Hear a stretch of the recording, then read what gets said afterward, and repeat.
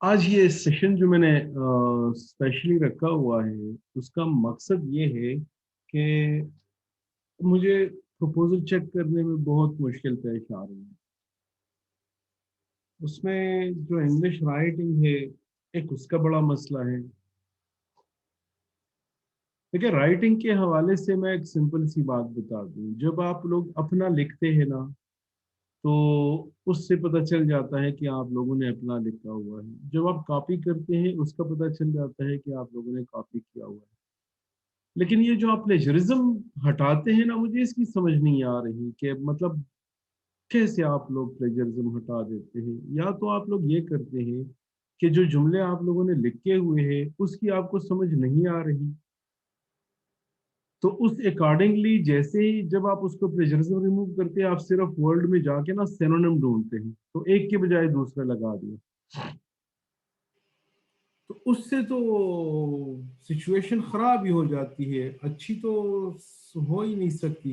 फिर मुझे जब यहाँ पे मैं देखता हूँ तो मुझे कुछ समझ नहीं आ रही होती। आप लोगों को कुछ एग्जांपल दे देता हूँ। आवाज तो मेरी सबको आ रही है ना?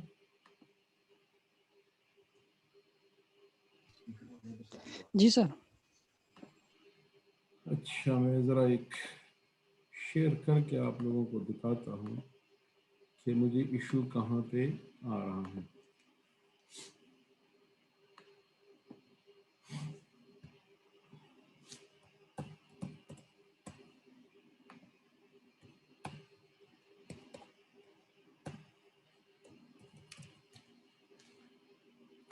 अच्छा, ये आपको जुमला नजर आ रहा है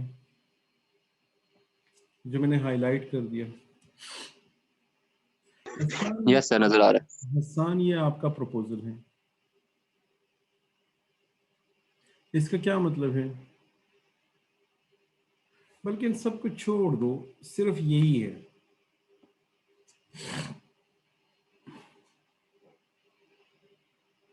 हाँ हसान, बोलो। सर वो इशू यही था कि नॉन लीनियर डाटा का सर इशू था, उसको डील करने का, तो उसके मेरी लिए क्रिएटिंग बात हायर एंड समझ आ हायर गई। प्रेसिपिटेशन। बात सुनो हसान, मुझे समझ आ गई है। यहाँ पे डेयर का क्या मतलब है?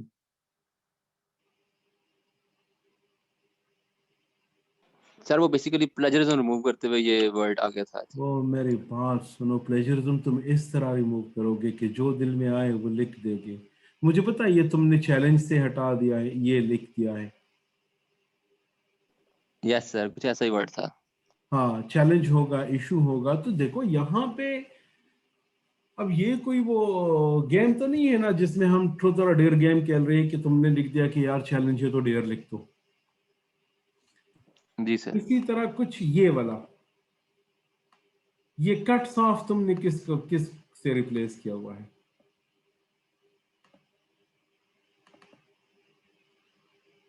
तो ये सर फिर दूसरे डॉक्यूमेंट्स जो मेरे पास है मैं उनसे देखता हूँ किससे रिप्लेस किया था। Cast off. अच्छा, इसी तरह ऊपर और भी मसले हैं। इससे क्या मतलब है?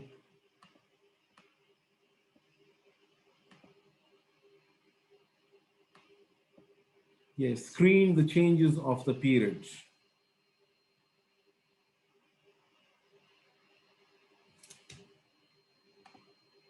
इस तरह इसका क्या मतलब है? At all times implemented meanwhile earlier।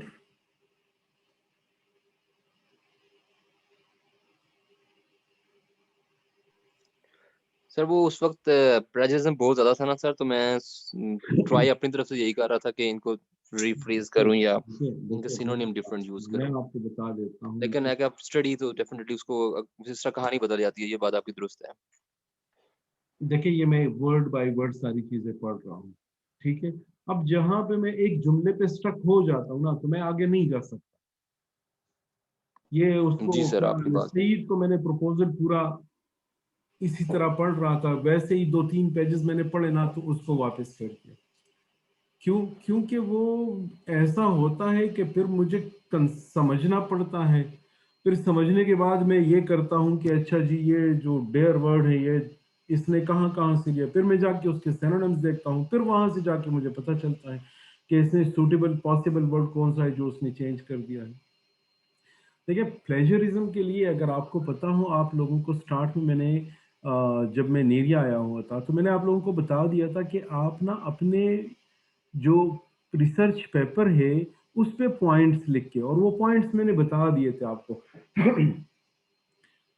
Technique उसने कौन सी यूज की है, डेटा सेट उसने कौन सी यूज की है, प्रॉब्लम उसका क्या था, और उसने मेथोडोलॉजी कौन सी यूज की है, और उसका आउटकम क्या है। आउटकम में उसके एडवांटेज एंड डिसएडवांटेज आते हैं। ये आप वहां पे 4 पॉइंट्स लिख दे और इस 4 पॉइंट्स को आप अपने जुमले बना दें। 2 तो जुमले बनेंगे, 3 जुमले बनेंगे, वो आप अपना बना लें। जब आप वो अपना बना लेंगे तो उसमें प्लेजरिज्म आएगी ही नहीं।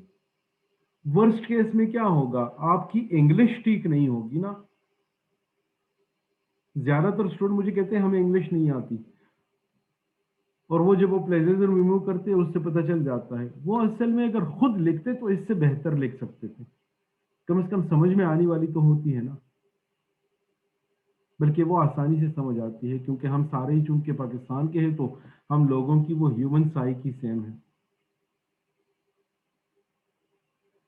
तो ये प्लेजरिज्म का आप इस तरह कर ले कि जहां से आपने प्लेजरिज्म रिमूव की है वो उसी ने सारे मसले मेरे लिए बनाए हुए हैं। मुझे तो ऐसा लगता है जैसे ये किसी सॉफ्टवेयर के थ्रू हुए हो, वही ऐसा नेम चेंज करता है।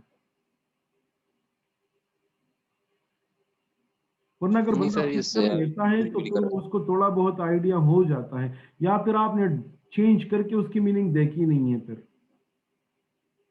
कि इसकी मीनिंग पे क्या असर पड़ रहा है। तो उससे सारा देखे एकेडमिक राइटिंग और ये राइटिंग में चीज़ें क्यों मुख्तलिफ होती है कि जी ये एकेडमिक राइटिंग है, ये क्या नाम है उसका, लिटरेचर वाला है, ये क्या उसको कहते हैं, हाँ मैं सर। भूल। वो आपकी बात दुरुस्त है, लेकिन जिस तरह सर आप बता रहे हैं ना, तो उस तरह सर फिर तो बहुत छोटा बन जाता है ना। अगर हम एक पेपर का सिंपली देखेंगे, हाँ उसका प्रॉब्लम स्टेटमेंट क्या थी, तो उससे इंट्रोडक्शन बहुत शॉर्ट नहीं हो जाएगा? हाँ, ये जो मैं बता रहा हूँ ना कि आपने पॉइंट्स लिख के उसकी समरी बनानी थी, तो ये आपका जाएगा लिटरेचर रिव्यू में। अब तो आप में वो तो से फिर हर चलो एक ने लिटरेचर पंद्रह रिव्यू बीस का। हर एक ने 15-20 पेपर रिव्यू किए हैं, तो 15-20 के आप 2-2 लाइन लगा दे, 3-3 लाइन लगा दे, तो आपका तो 2.5 पेजेस और 3 पेजेस बन जाएंगे रिव्यू। ठीक है सर। ठीक हो गया। इंट्रोडक्शन के लिए आपने क्या करना है, इंट्रोडक्शन में देखें यहाँ पे अगर हम देखें ना, in our daily life rainfall predict has much so much significance, it is applied in various field like, ये यहाँ तक ठीक है। The rainfall predict get a lot of attention currently because of its significance. The prediction of the rainfall is not easy due to its limitation and so and so. अगर यहाँ तक ये जुमला आप देख लेना, ये पैराग्राफ ये बड़ा परफेक्ट जा रहा है, लेकिन इसमें ये पता ही नहीं रेनफॉल क्या है, वेदर क्या है। इसमें तो हमने डायरेक्टली ये बताया ना कि रेनफॉल जी बड़े इंपॉर्टेंट चीज है, रिसर्चर को भी इसकी प्रोडक्शन के पीछे पड़े हुए, लिहाजा हम भी कर रहे हैं। इंट्रोडक्शन या बैकग्राउंड में क्या होता है कि इसमें हम थोड़ा सा चीजों को डिटेल में एक्सप्लेन करते हैं कि जी एटमॉस्फेयर से आप शुरू करो, एटमॉस्फेयर से लेके फिर वेदर पे आ जाओ, वेदर में फिर रेनफॉल पे आ जाओ, रेनफॉल के फिर इस तरह सिग्निफिकेंस बता दो जिस तरह ये तुमने स्टार्ट में लिखा है कि ये सिग्निफिकेंट इसलिए है कि इसके जो एग्रीकल्चर है, इंडस्ट्री है, हाइड्रोलॉजी है, स्पोर्ट्स है, इन तमाम चीजों पे इसका इम्पैक्ट होता है। तो इसमें वो जो इंट्रोडक्टरी पैराग्राफ है ना, वो सब में मिसिंग होता है। जिससे मैं आपको एक वो उसका शेयर करके बता देता हूँ।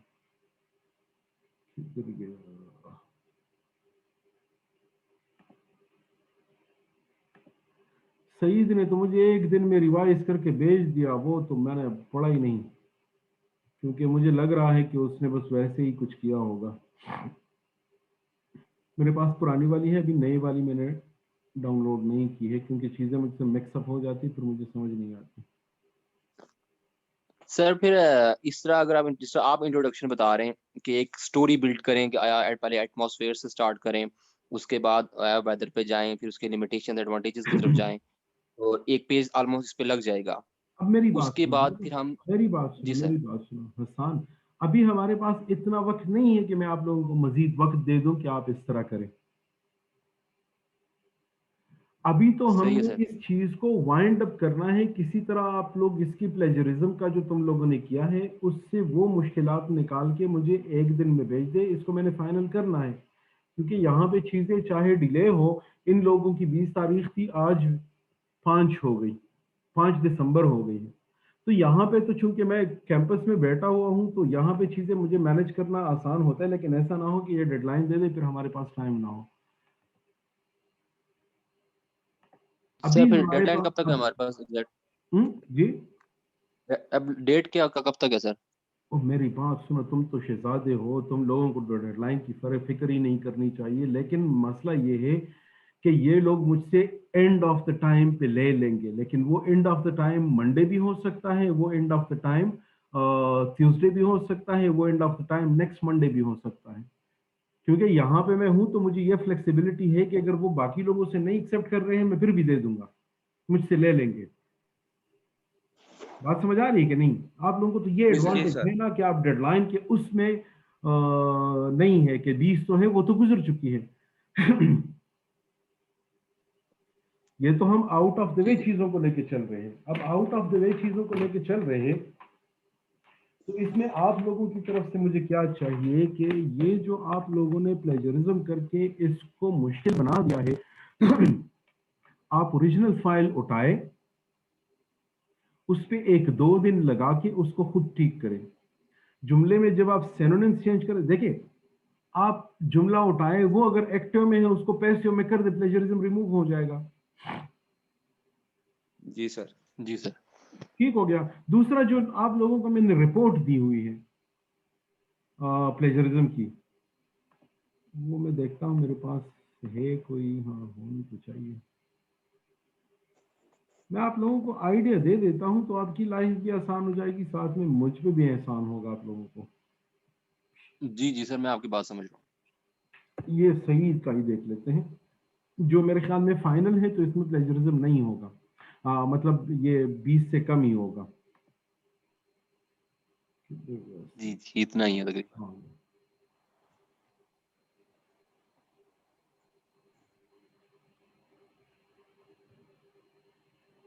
अच्छा आप इसमें देख लेना, ये अभी, अच्छा ये तो अभी शेयर नहीं है।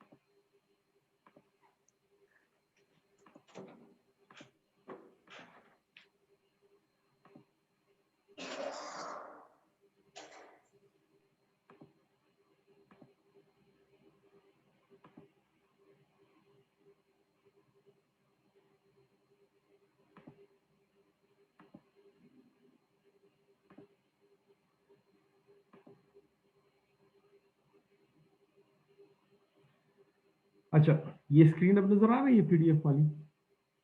जी जी सर, नजर आ रही है। अच्छा, इसमें आप देख लेना, यहाँ पे ये हाईलाइटेड हुआ है। एक सेंटेंस में, जी सर। जो भी सेंटेंस हो, उसमें आपके वर्ड अगर 7 से कम हो, मैचिंग वर्ड, तो वो प्लेजरिज्म में नहीं आता।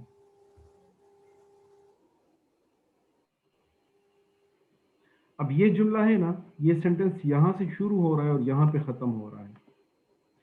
To compute the accurate performance of a proposed technique, wind speed information gathered from 3 wind farms in China is used for multi-step ahead prediction is thought of। अब यार सही, ये जुमला तुम देखो ना, ये क्या जुमला है?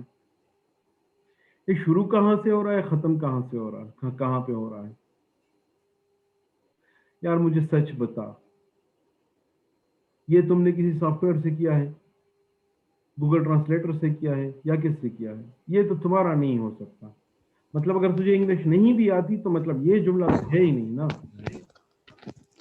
सर गूगल ट्रांसलेटर से किया था। यार। तो उसके बाद पढ़ा नहीं था? सर बस वो चेक कर रहा था मुझे। और मैं ऐसे ही तुम लोगों से इम्प्रेस हो रहा था कि यार इन लोगों ने तो बड़ा अच्छा किया है, ये क्या नाम है, प्लेजरिज्म जल्दी रिमूव कर दिया।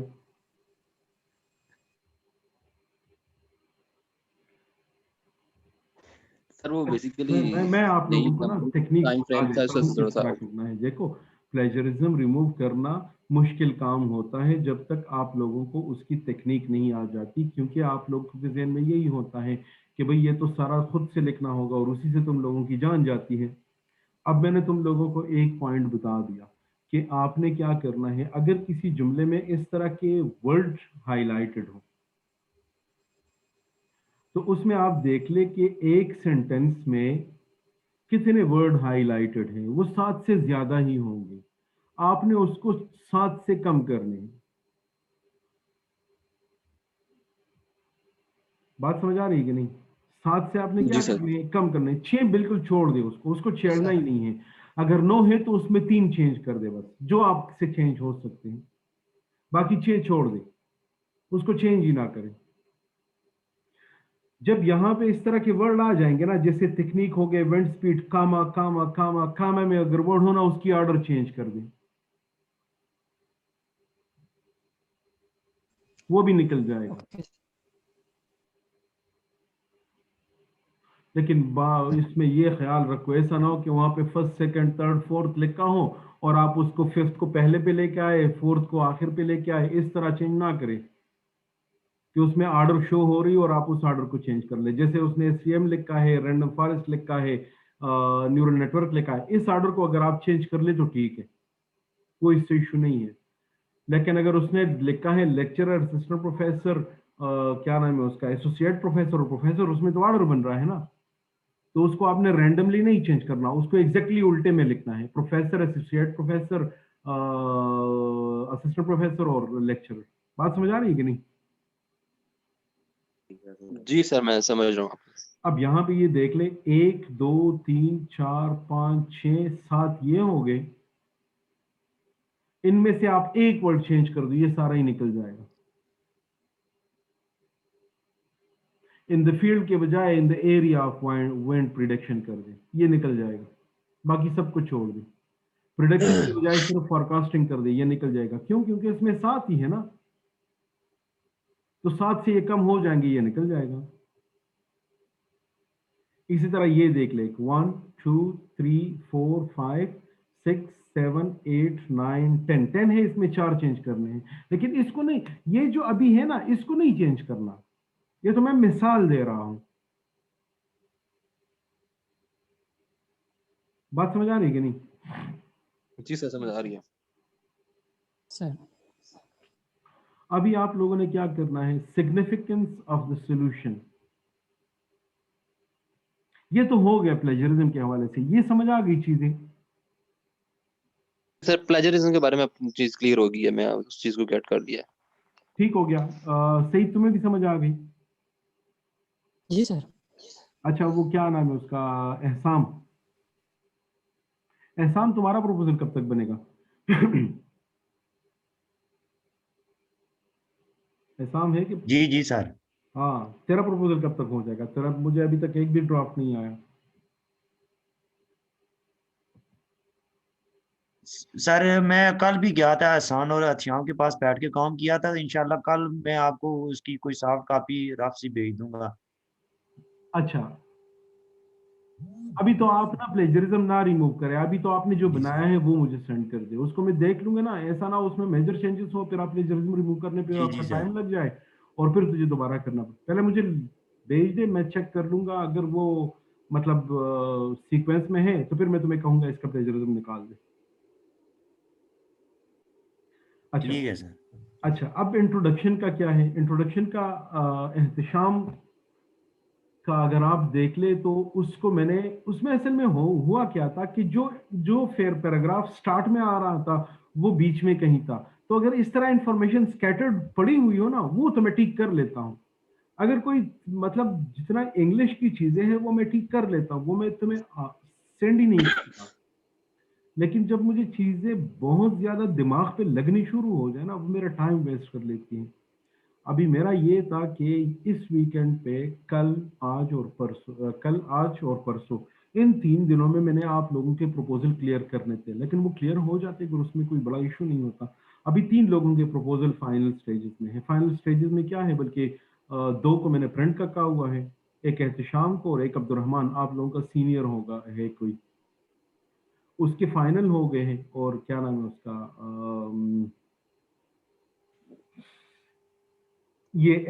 क्या नाम है अभी यार, हसान हसान हसान का उसमें ये इशू निकल जाएगा। और क्या नाम है उसका, सईद का, प्लेजरिज्म का, तो ये भी मैं फाइनल कर दूंगा। आप बेशक इसको कल कर दें। असल में इशू ये होता है कि वीक में मेरे पास बिल्कुल टाइम नहीं होता। यहाँ पे 8-8 बजे मैं ऑफिस से निकलता हूँ, ऑफिस के काम खत्म नहीं होते, तो इसको मैंने वीकेंड पे रखा जी हुआ था। लेकिन अभी चूंकि टाइम का